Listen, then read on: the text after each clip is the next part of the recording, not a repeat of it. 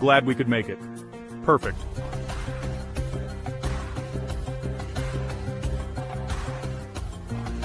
Ready for Frank About Health. We're ready to talk honestly.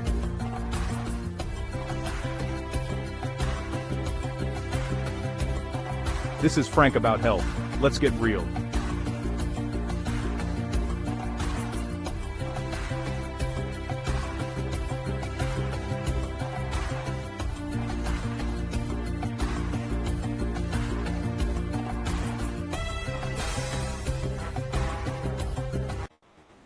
Hey, everybody, and welcome to a new episode of Frank About Health. If you're watching on E360 TV, YouTube, Facebook, or LinkedIn, the date is May 21st, 2026. It is timely for me to introduce to all of you Dr. Terry Mulligan from the Baltimore, Washington, D.C. area. He is an emergency room specialist and advocate for over 20 plus years, but quite frankly, any description of his background, I could not do him justice. So that being said, Terry, I'm going to let you do all the service to everybody and talk about how impressive your background is, and then I'll go into how we met and so forth and so on. And welcome to Frank About Health. Well, thank you. Thanks. It's really nice to be here. It's good to talk to you again. I don't know how impressive it is at all, but I'm happy to tell you just where I'm coming from. Mm-hmm. Yeah, I'm an emergency doctor. I was trained in emergency medicine, but I had some extra training in how to build emergency systems, trauma systems, and acute care systems overseas in other countries, how to build it in our country and how to build it in other countries. And so for the last 25 years or more, I split my time as a practicing emergency doctor in an academic setting, University of Maryland and other universities. And the other half, 3-4 months a year, spread out over the calendar, I work overseas in other places, helping build emergency systems, establish the specialty of emergency medicine and acute care, building trauma systems, building ambulance systems, working with governments, working with hospital systems, insurance, patients groups, physicians groups, helping build emergency systems. Yes. Yeah, well, the reason why I find it impressive is because over the past several weeks since I have moved Frank About Health to this platform, I have been really big on advocacy and building community so that we, the patients, like our friend Matthew Zachary endorses in his book, basically are in charge of our healthcare and our quality of life management. And why I find it impressive is because with your global background in emergency room system development, you've seen other countries and how they treat their patients or their community.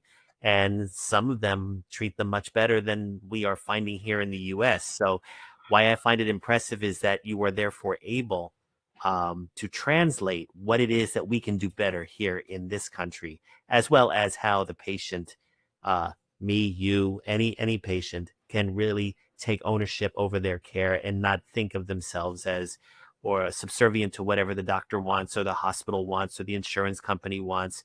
That's why I think the whole nature of your appearance today is talking about healthcare equity and to really understand how we can find our piece of equity rather than feeling victimized or feeling limited in terms of what it is that we can do, especially if we're dealing with chronic illness or loved ones, or if you're a caregiver, finding yourself always having to make choices, sometimes not the best ones, but at least the most cost effective, or possibly even those that will, save quality of life, even if it means you end up losing something important like your home or your livelihood, and those kinds of choices no one wants to be in. So I think we're going to learn throughout the hour from not just in terms of how you've been able to see that kind of diversity, domestically and globally, but at the same time, probably even within your own life as an emergency room specialist.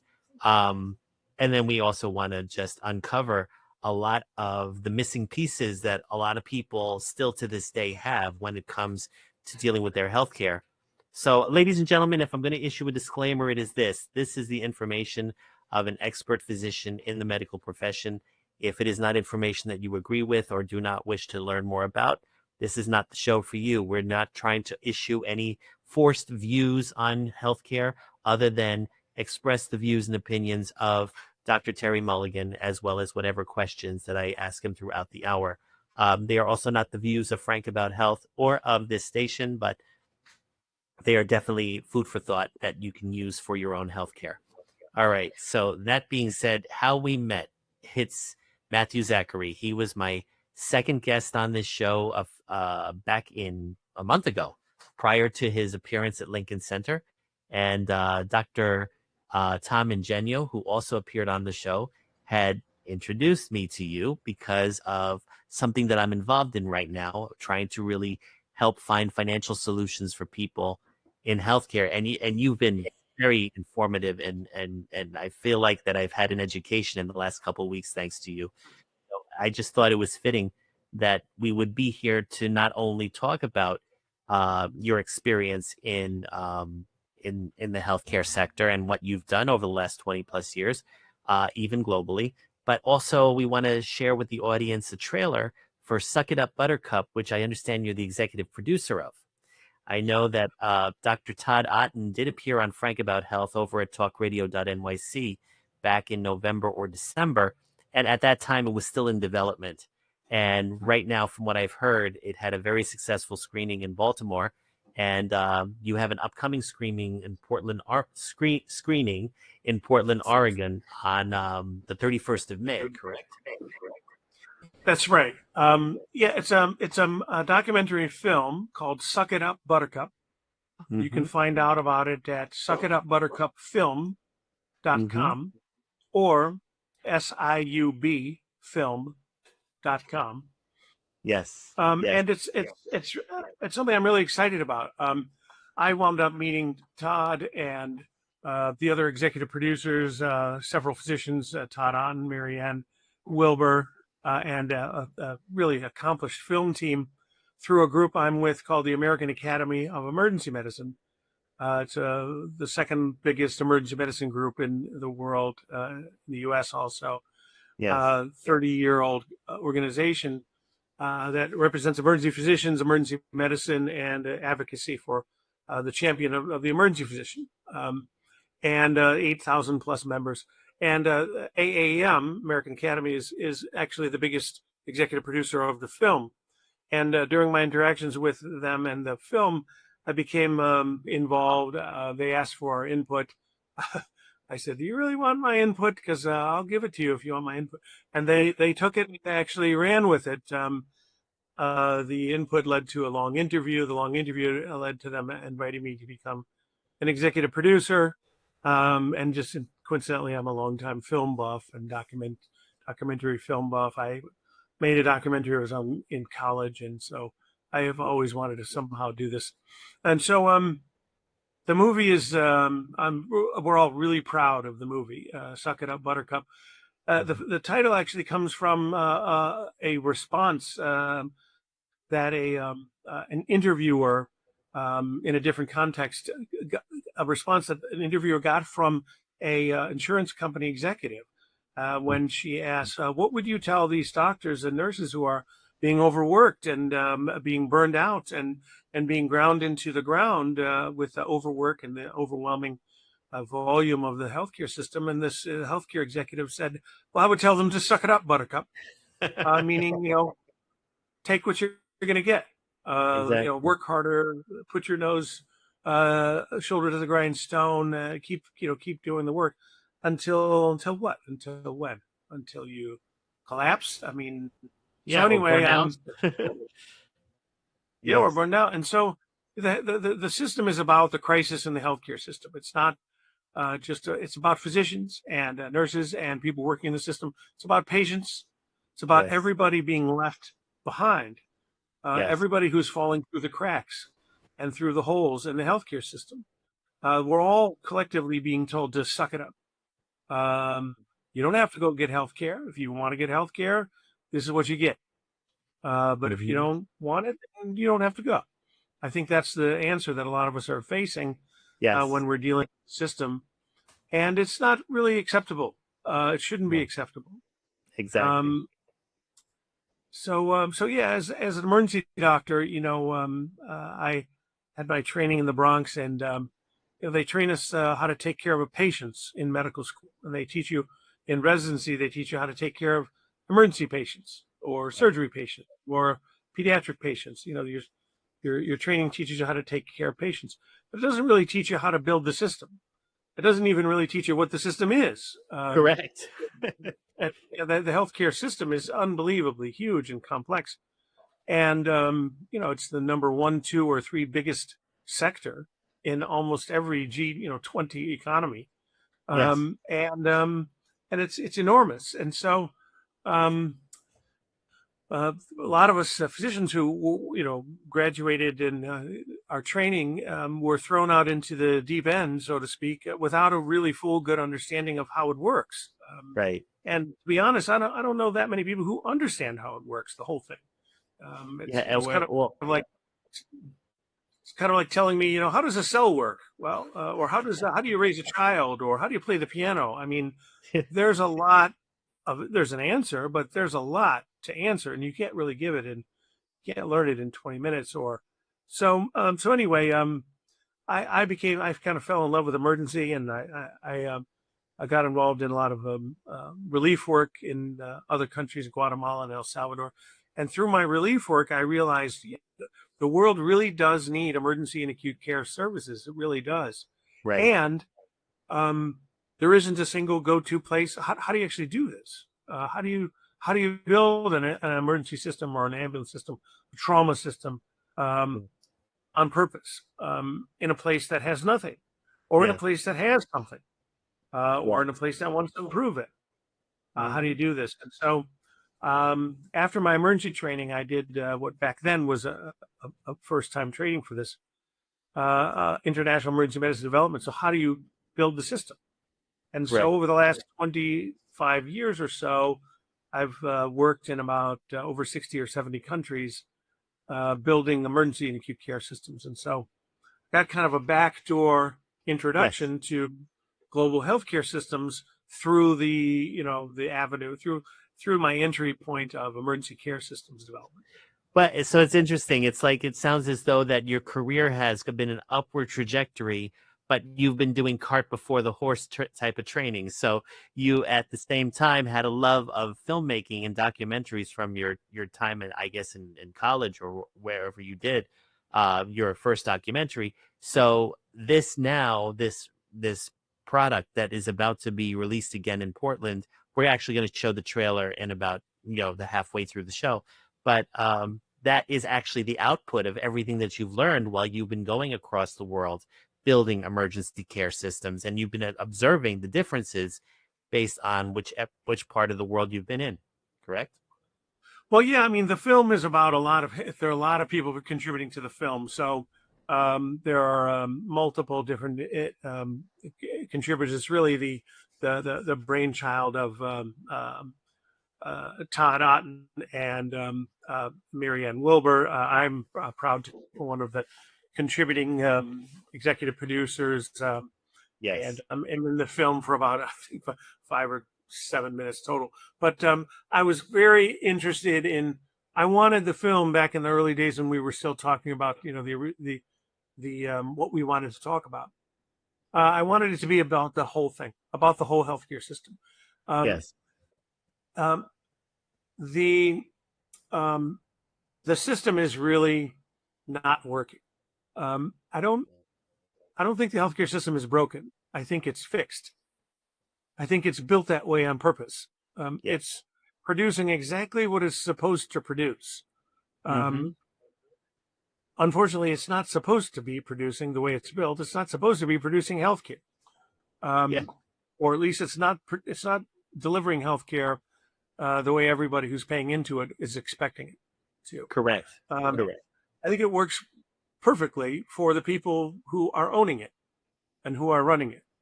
Right. Um, and it's not really working to deliver and ensure and prevent and promote health and well-being and healthcare, either for patients or Right. for practitioners, physicians, nurses, healthcare workers, and even people working in insurance and pharma and the entire giant industry.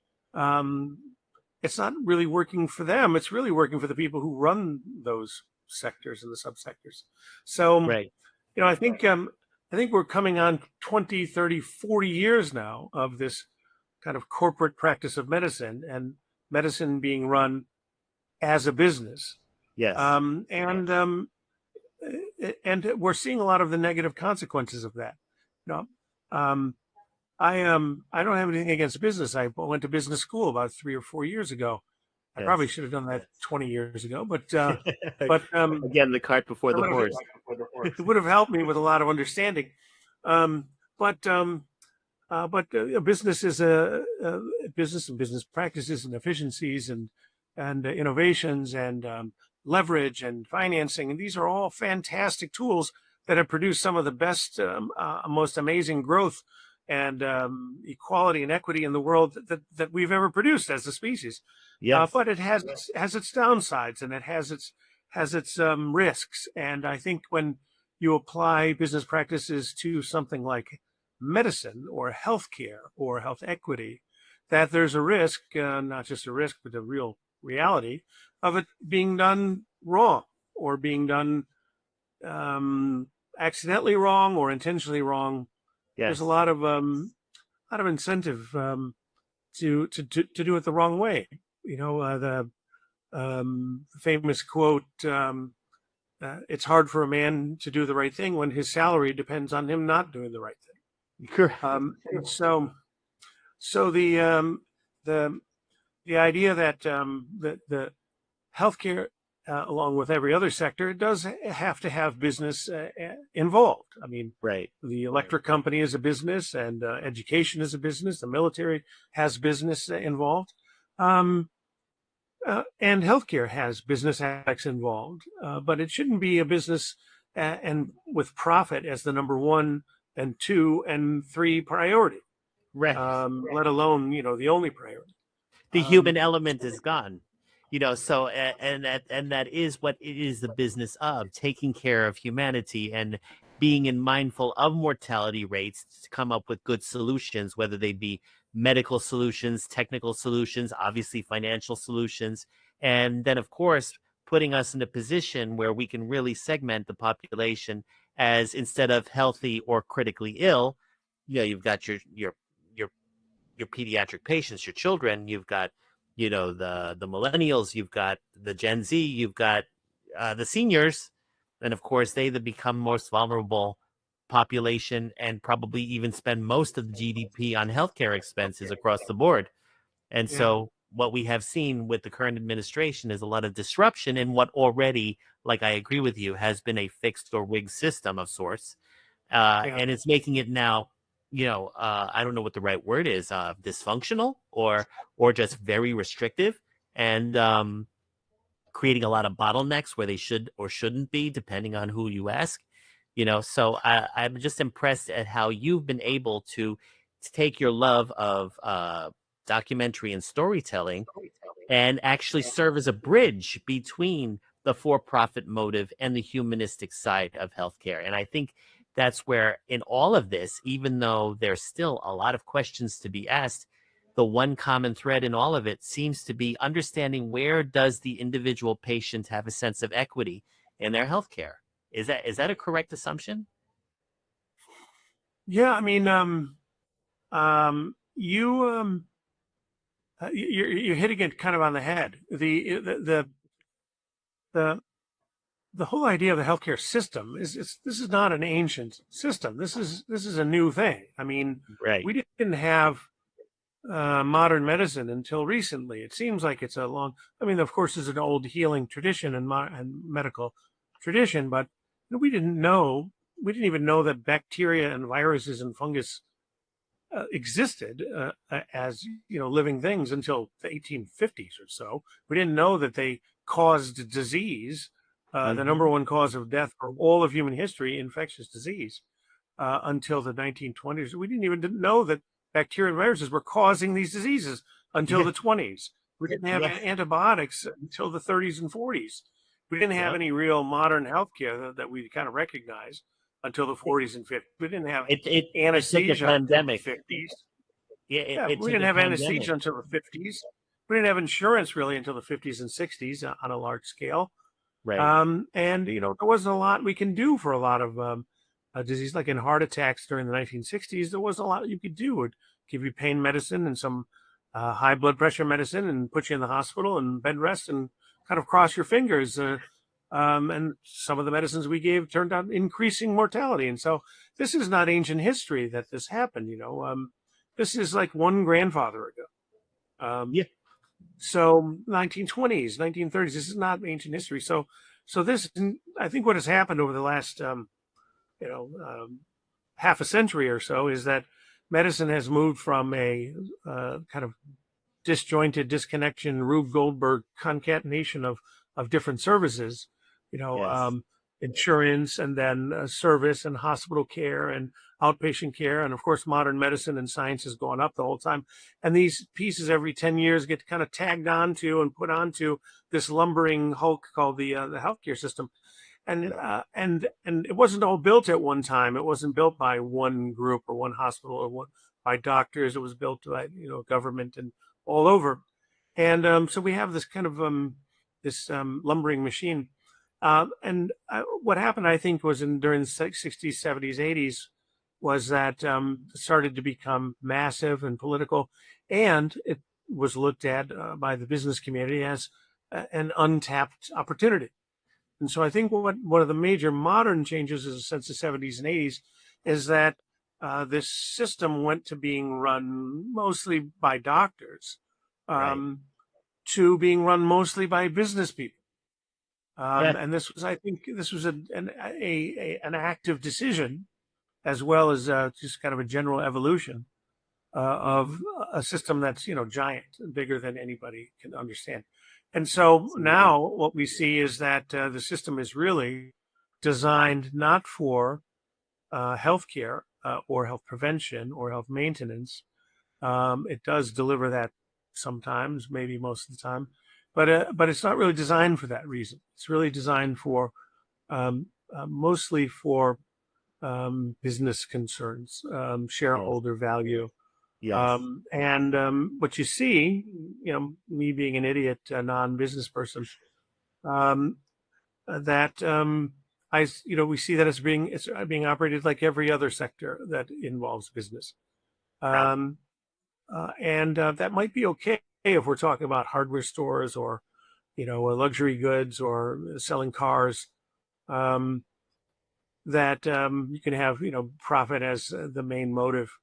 But for healthcare, you can make a heck of a lot of money in healthcare if you don't mind doing it wrong, or if you don't mind doing it, cheaper in a way Yes. that maybe reduces quality a little bit.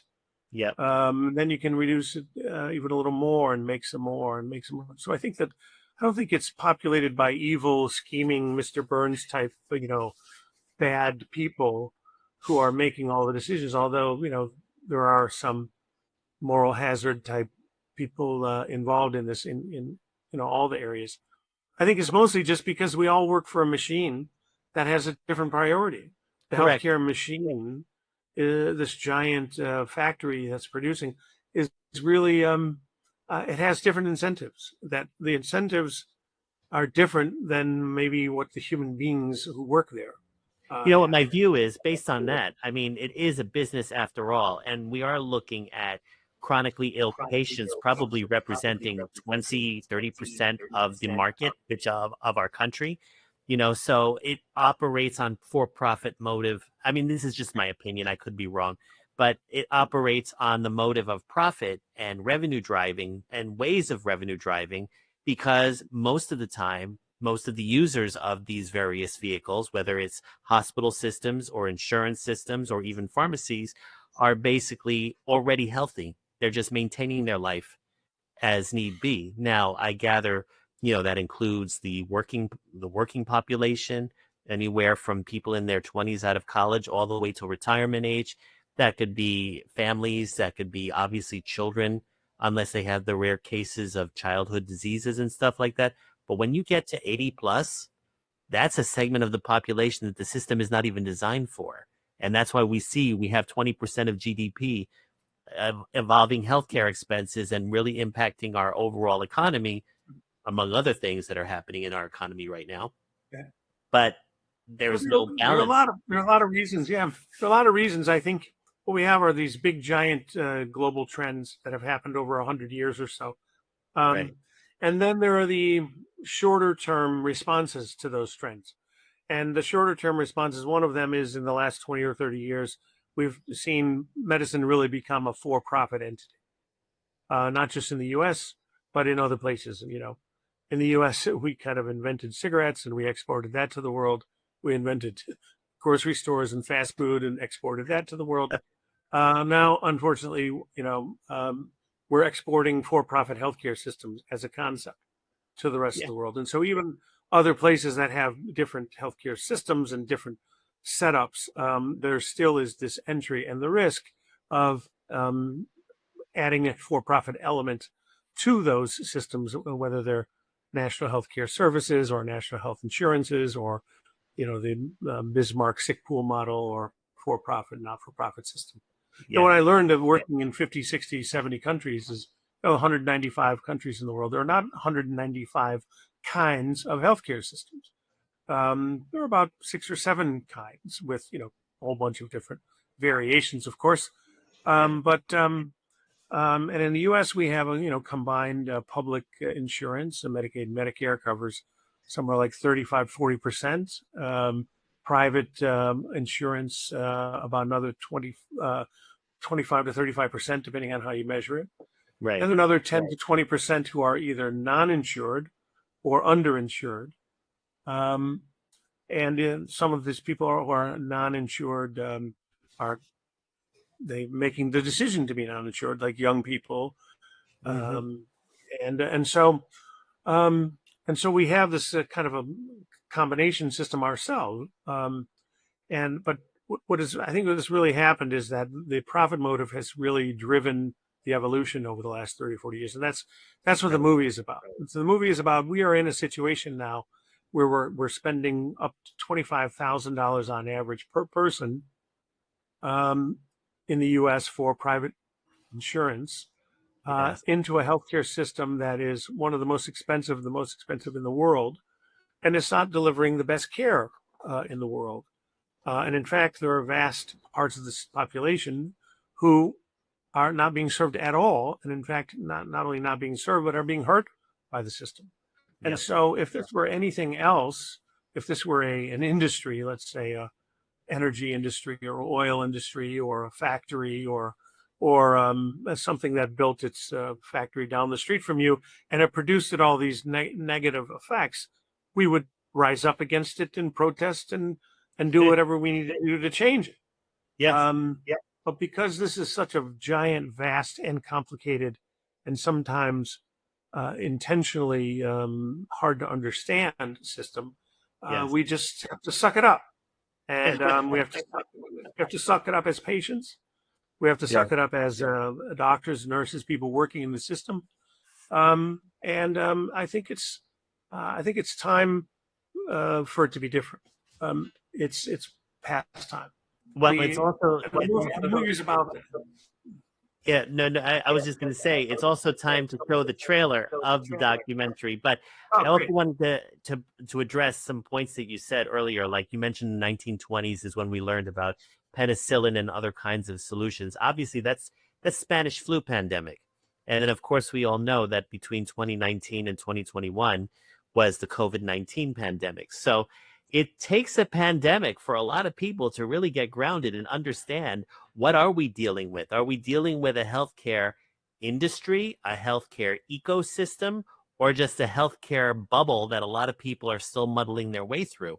And I think probably what people will learn from this documentary is how to find their way through it based on who they are and what their circumstances are. Correct? Yeah, well, I agree. The what we hope the movie will result in. I mean, we hope that it'll add to the growing awareness that the system is not working. The system is not working for the public, for human beings, for us. It's not working for me as a patient. It's not working for me as a doctor. It's not working for my colleagues as doctors, nurses, people, all the thousands of people who work at your average hospital or clinic. It's not working for our friends, our family, our colleagues, our patients. It's really working for a very small number of people who happen to be the owners of either insurance or pharma or hospitals or the subgroups, the middlemen in between. And so the movie, we hope, is going to be inspiring in that it's not just a description of the problems, it's a description of what can we do about it. Can we do something about it? We've all learned to accept our helplessness, and we have to unlearn our helplessness. Yes. And we can do that. There is a way to do that. And the movie is fortunately very optimistic and positive about ways we can do that. So we hope it would contribute to this discussion about how we need to stand up and refuse to accept this anymore after now coming on 40 years of the system being run for a different purpose than healthcare. And we need to take it over and fix it. Correct. So I am now setting up the stage for us to watch. Okay. Yeah. Here's trailer. All right. I pray that the attention I give to those who put themselves in my hands be rewarded with happiness. And in honor of the knowledge I've received from my teachers, I swear to care for anyone who suffers, prince or slave. If I ever break this oath, let my gods take away my knowledge of this art and my own health. Here speaks a citizen, a servant of people. May I be destroyed if I betray these words.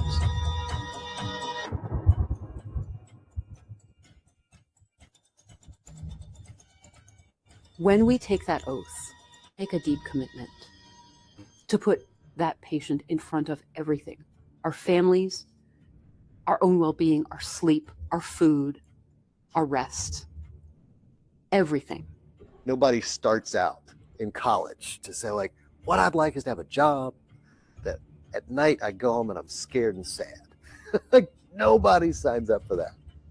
How many patients we need to see, what kind of scheduling we do, what kind of tests we can order, where we can send our patients when they have an illness that we can't treat and we need to refer them elsewhere. And that destroys a bit of us every single time when we can't deliver the care that we promised we would deliver. Insurance companies tell me what I can and can't prescribe, what test I can and can't order, and then lawyers tell me if I did it right. So I really have no control. I remember thinking, a piece of my soul is gone. For profit will always be for profit. They will talk about safety, they will talk about quality, they will talk about service excellence, they will talk about taking care of their people, but the ultimate suck it up, buttercup is really what the true philosophy is behind the scenes. And do patients die because of this? Yeah. I'm all for capitalism. Make all the money you want, don't kill us. Almost all of it comes down to greed. And the thing is, it's our money. There is a fox in the hen house, but there's nobody watching the fox in the hen house. And the fox in the hen house is the institutions. So where's the money going? Money's going to the middleman? I can't believe the average American is okay with that. You got to fix healthcare. You've got to make it affordable, or you've got to make it so that, you know, it doesn't create so much stress and people aren't terrified if they get sick. It really is about just valuing people. There needs to be an outcry to tell our government leaders we're fed up, that the status quo isn't working. It's time to change. It's time to make improvement of healthcare the number one property and put patients back in the center.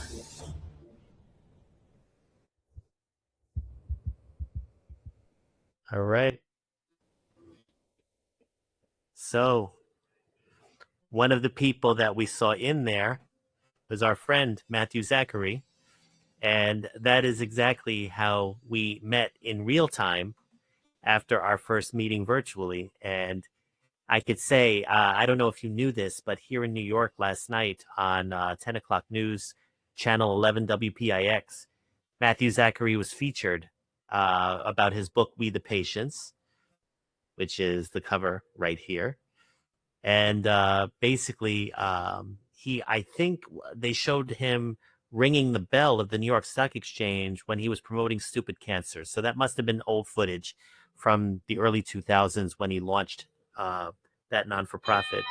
But overall, he seems to be the most visible representative of really doing what he can, especially after surviving brain cancer, a diagnosis that was sure that he had 6 months or even less. And here he is 30 years later, still kicking. He's definitely the miracle example, but he probably, as a result of surviving it, was able to see how the system needs the kind of support that it doesn't have already. And I guess I'd like to know your view as to how he might be the kind of example that we, the patients, do need at this moment. Oh, I think you're muted still. I'm not sure. Yeah, I think I agree. Matthew is really inspiring, great guy. Just looking at everything he's gone through and everything that he's produced and turned his life into representing a great advocate, and also just a nice guy, funny, great musician. Yes. At his book launching and concert at Lincoln Center, I was happy to be there, happy to contribute, and he is an example that I think we can all follow, personally, morally. Unfortunately, whether this is true about him or not, he was inspired to dedicate his life to representing patients being broken or left behind because it happened to him. Right. And that shouldn't be the thing that causes us to stand up and change the system. We shouldn't wait for Until you're ourselves in or the our most family or vulnerable. friends to get cancer or Right. to fall through the cracks or die or suffer. Now, I personally, as a physician, I work in the emergency department, and in the ER, we see people who are, some of them, a lot of them, that is the worst day of their lives. That they themselves or their family members are killed or disabled or dismembered or either trauma or medical problem, and we see them. They lost a child, the worst day of their life, and so we see this, and some of these things are just part of life. We were trying to prevent accidents and injuries and healthcare. From disease from happening. Yes. But we're not there yet. We don't have a completely perfect public health system. I have a professor, teacher, one of the grandfathers of emergency medicine, Louis Goldfrank, who said, every patient who presents to the emergency department represents a failure of the public health system. Mm-hmm. Which means if we had a perfect public health system, if we knew all the preventive medicine, if we knew all the public health, we knew how to take care of these things before they happen, how to take care of them after they happen, then we wouldn't need the ER. But right. That is not today. We don't have that system yet. And even if we have that system tomorrow, we still have 10, 20, 30 years behind us of people who did not grow up during that system that starts tomorrow. Yeah. We would have to take care of this legacy effect. And so until that happens, we need, this safety net, the safety net for people who have nowhere else to go. The people who come to the ER are people who have fallen through the health care system cracks. They've fallen through the cracks and the holes in the system. And you mentioned COVID. COVID was an example of something that kind of pulled the curtain aside. And showed the way the system is really running. Correct. Now, we who work in the ER, we kind of have a front row, front line view. One of my other colleagues, Art Kellerman, calls the ER the room with the view, which is we are like at a lighthouse looking back in time at all the problems in the healthcare system. that led patients to come see us. And then Right. we look forward in time to all the roadblocks and speed bumps and the holes in the system that we have to push the patient through to get them admitted to the hospital, to get them the follow-up care that they need, to get them the rehab, to get them the coverage.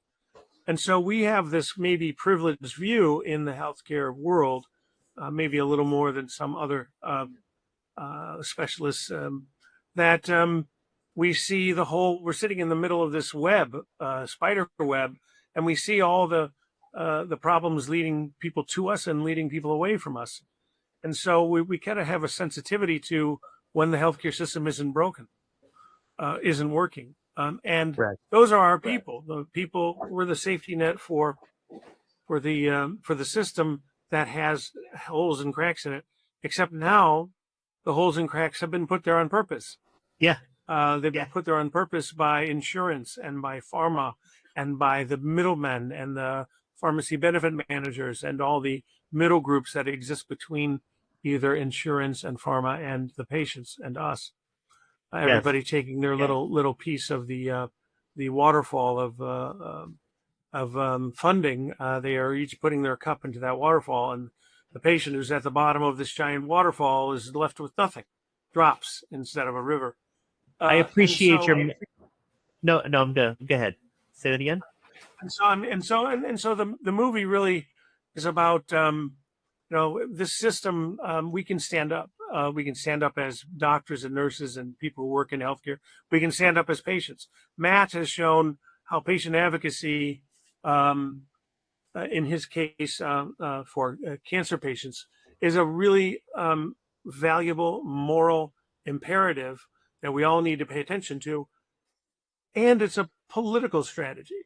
Even if the only thing you care about is politics, you need to pay attention to patient advocacy groups, because we are getting together, we are coalescing, we are coming together to speak under one voice. And I think if not in the upcoming election, it will be very soon in the later elections that people will be voting on healthcare as an issue. Yes. For once and for all, people are spending more money on healthcare than they spend on their mortgage. They spend more money on healthcare than they spend on their college for their kids, for their education. And it's the number one cause of bankruptcy. And it's getting to the point where people will decide not to get healthcare because they can't afford it. Even more than they've already decided that. Absolutely. So, so I mean, overall, I can see that. Obviously, we've had meetings prior to this recording, rather this interview, and I have seen your metaphors, including the fact that the audience. I'm sorry, not the audience. You have a boxing ring metaphor of the insurance, the pharma, the government, as well as the hospital systems. And the audience. I mentioned I went to medical school. They don't really teach you about the healthcare system. I learned it when I went to public health school. And then I wound up coming out of residency, getting involved in building emergency systems. And I realized there are all these other things I didn't understand and I didn't know. And so even if the only thing I wanted to do was the doctor bit, and let's say set up an emergency system in this one part of the world, they're asking for help and assistance, and et cetera. That you have to know not just about the doctor bit, but you have to know administration and management, and you have to know about health economics and health finance. You have to know health legislation, and you have to know health law and public health and health policy, and even economic and national policy. And so, because all these things are involved in setting up something as big as an ambulance system or a trauma system or an acute care system, let alone. So I kept going back to school. I wound up doing 4 subspecialties and 2 masters and 2 residencies, and all about these different aspects of the healthcare system that I didn't understand. So now I kind of understand it. I definitely understand it better than I used to. And so I when people ask me to describe it, I say this is the healthcare system. The healthcare system is a boxing ring with 3 boxers in it. Yes. Right? 2 of the boxers are big, giant, muscular heavyweights. And the other third boxer is a tiny, skinny little welterweight, 130 pounds. And they're all three boxing in a boxing ring over a $5 trillion annual revenue of healthcare dollars in the USA. $5 trillion flows through the healthcare system like a river of, flowing money, flowing through the healthcare system once a year. And that's these another three metaphor boxers, that I've seen visually. these, You presented that. these three boxers are fighting for their slice of the pie. And those three boxers are the two biggest ones are insurance and pharma. Right. And the little skinny welterweight boxer are the hospitals. And those three are fighting over their slice. In the boxing ring also is a referee, but the referee is nearsighted with big, thick Coke bottle glasses, can't see, and is also takes bribes. And is also distracted looking away, and you can pay them to look away. And that's policy and regulation and enforcement. And so you get the enforcement, and you get the referee and the enforcement and the regulation that you pay for through lobbying and through campaign contributions. And it's the best democracy money can buy, right? Well, that leads me that leads me to say that I definitely want to feature you again on Frank About Health next week in your entire webinar of those particular graphics that I think you've already shown me that represent exactly the kind of education that we, the patients, do need, especially going forward. The whole Frank About Health platform has been designed for us, the individuals that are observing this system as you describe it in the boxing ring, as definitely like, okay, who's the winner here? And sometimes it's nobody, so that being said, I'm hoping that when we have your webinar, you will actually teach the audience here how they can take their slice of your knowledge that you've had over the past 20 years, that 25 years, I think you mentioned. And basically they not only will they learn from watching Suck It Up Buttercup, but they will learn from your educational training that you definitely have amassed with your years of dealing with all these emergency room systems across the world, not just here in the US. So that's an open invitation, which I gather you're open to next week, right? Well, of course, definitely. I mean, and if people are interested in that, I mean, I don't want to lecture to people. I'm certainly what I would hope to share is that I've been given this privileged position, like the room with the view. My career has been a position of not just doctor and participant, but as a witness of what has happened, and a witness who I frankly, I'm not burned out. I'm not done working. I am unbelievably mad and angry and upset and disgusted and frustrated. And not just, this is on behalf of the patients, on behalf of people who are justified in their anger and distrust and frustration of the system. People who I'm obligated, and I took an oath to represent patients and to be their navigator through this healthcare system. And more and more and more, this system is intentionally built to put up roadblocks and barriers for them to get the care that they already paid for.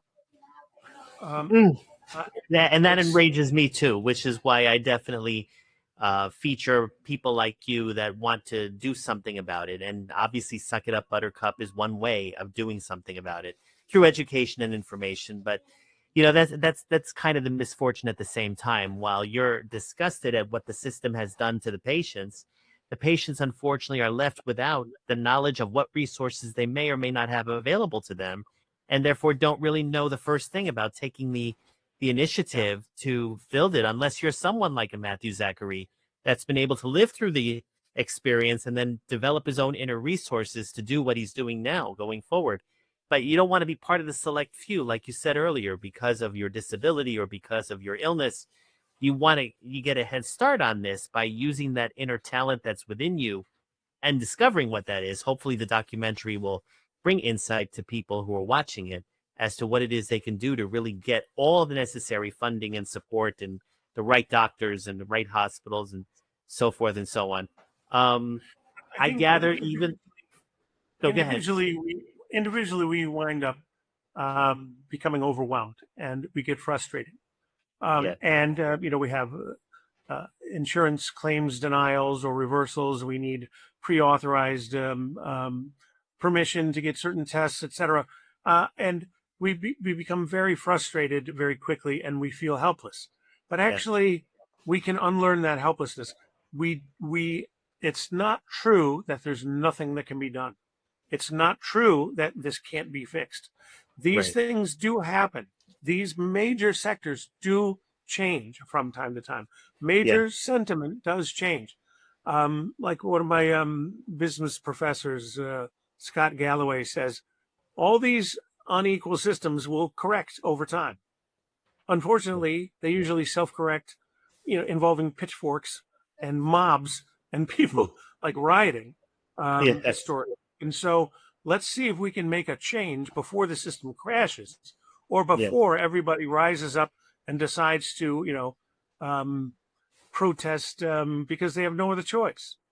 So I think that when you watch the movie and also on the website, which is suckitupbuttercupfilm.com, there are lots of patient advocacy groups. There are lots of groups that we are partnered with as sponsors of the movie and also contributors, volunteers to the movie, who are like-minded, and these are ways that we can all contribute. You can also help with the movie by going to the premiere. There is a premiere. If you look on the website, siubfilm.com, you can look at another screening in Portland. We're having other screenings planned for the future. And we're talking with streaming services. We hope to be able to get this movie on the internet, like one of the major streaming services, so that it can get in front of as many people as possible, so that they can know that what had happened to them. So certainly it's almost happened. Almost everybody's had a negative interaction with the healthcare system, that they know that it's not just them, and that everybody is frustrated, and not just patients, but the doctors, the nurses, and the executives, and the people. We're all kind of fed up with the system, unless you're one of the 50 or 100 people who wind up owning, parts of these systems. That's where the fix is going to come from. Absolutely. And I was going to say, if you don't mind, I know that you plan on streaming in New York at some time in the future. And I know that you've been already having discussions with big streamers that are very popular with people. Yeah, I mean, all the screening and all the publicity and notoriety for the movie that we can get, we would be happy to talk to. Just putting it out there. That's great. The idea is that nobody's under the impression that our movie is going to be, the straw that breaks the camel's back. But there will be a straw that breaks the camel's back. The system, things that don't work don't stay in place forever. That's true. That's true. And they will be. It'll change. And it'll change. We hope on purpose, because we decide to change it, not because the people who are profiting off the system and their companies have squeezed every last drop of blood and value out of the system, and then they decide to move on to the next thing. We hope that we can, because it'll also take another 5 or 10 or 15 years. In the meantime, all these millions of people won't be getting the care that they deserve. And so the tragedy is what's worse, people having pain and suffering and shortened lives and decreased quality of life because we don't yet know how to take care of them. Right. Or people who have pain and suffering and decreased longevity, decreased quality of life, because we do know how to take care of them, but the system has decided not to give it to them.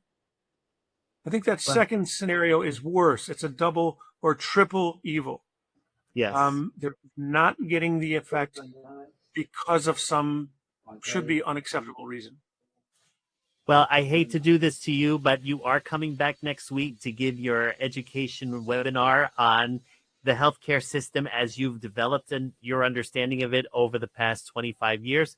And at the same time, I just wanted to thank you for being here. We're going to remind people that We the Patients is available now, written by Matthew Zachary with Jen Singer. I had the pleasure of seeing Terry read a segment of the book, which definitely resonated with me.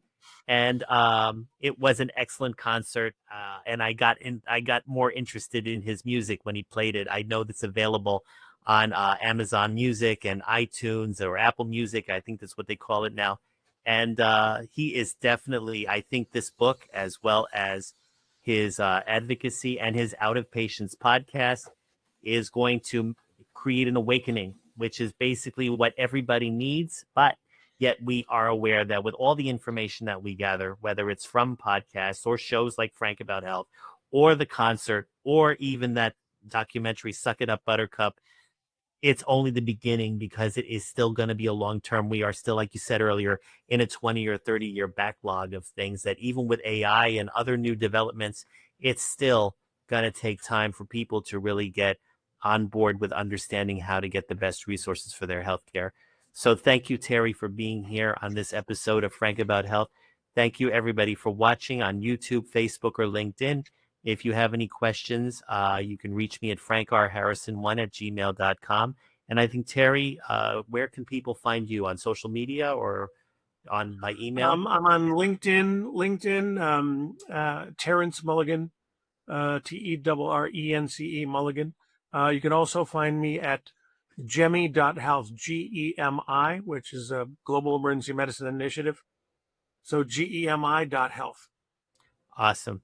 Thank you again, everybody, for watching this episode of Frank About Health, and we will see you all next week.